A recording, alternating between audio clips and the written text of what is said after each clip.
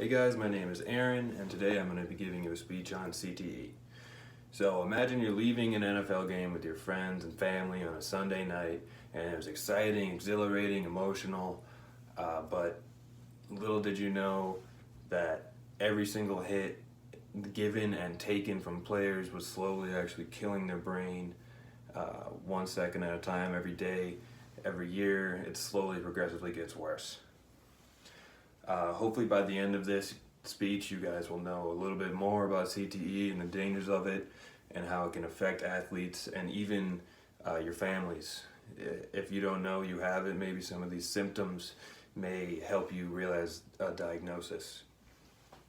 To inform you more about CTE, I'm going to tell you about the origins of CTE, a lot of the symptoms of CTE, what they do, and examples from the NFL, like Aaron Hernandez, as many of you may know.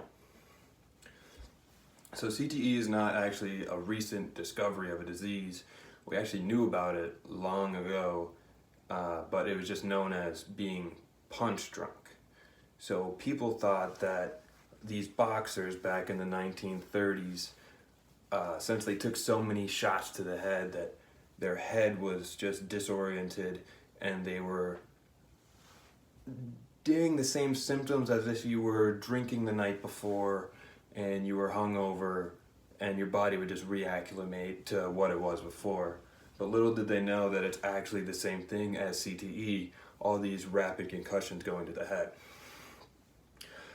Dr. Robert Stern, who taught at the University of Boston in medical, says that if we would have caught these symptoms of being punch drunk as an actual really rare bad disease, that the advancements in medicine would have been miles farther than it is just today, because we would have been able to really own in on CTE and the things we can do to prevent it.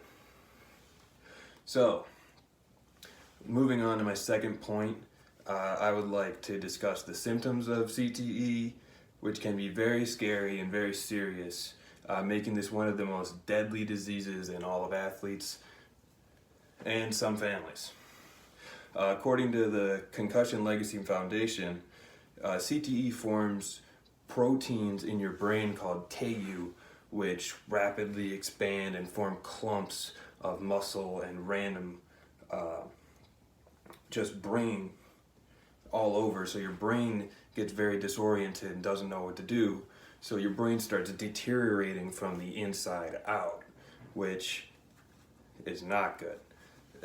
In some bad cases, it is known to mess with your emotions, causing a lot of erratic behavior. Many people get very aggressive. Some people get depression, and it's also known to have a lot of memory loss, and in some cases can even cause Alzheimer's. So basically, the symptoms of CTE mess with your entire function of your entire brain, so it doesn't really know what it's really looking at or doing anymore. It changes the entire person into a new person. Now let's turn to the NFL and some examples like Aaron Hernandez. So the NFL has been given the most grief for CTE, as they've been known as the most head-hunting sport that there is. Many of you may have heard of Aaron Hernandez, him and his story, there's been a lot of documentation on it. To give you a brief background, if you don't know, he was a very big star football player. He went to the University of Florida and he was an All-American. And then he went to the Patriots, and him and Tom Brady really clicked, and he was an emerging star.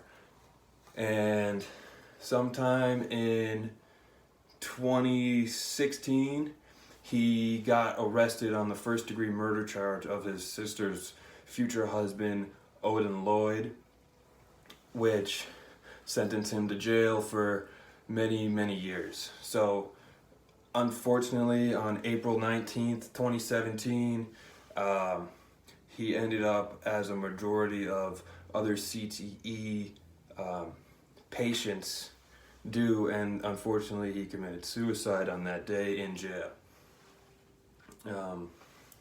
According to Dr. Bennett Olema, A study in 2016 found out that 150 out of 151 brains donated to a brain research foundation from the NFL had CTE in it. So since then, the NFL has really been ramping up changing the rules and doing what it can. In closing, let me say, now we have come a long way from where we were at one point. To review, we started with to find out CTE was known as being punch drunk at one time, and we've come a long way from discovering all the symptoms to CTE, and there's still a lot more research going into CTE about what we can catch early symptoms, try to get the players in more safety, rule changes, and things along the lines like that. Star players have actually even been retiring early to make a point and prove to the kids that your mental health is way more important than anything that you can do on the field. You need to make sure that your head is okay. Thank you so much.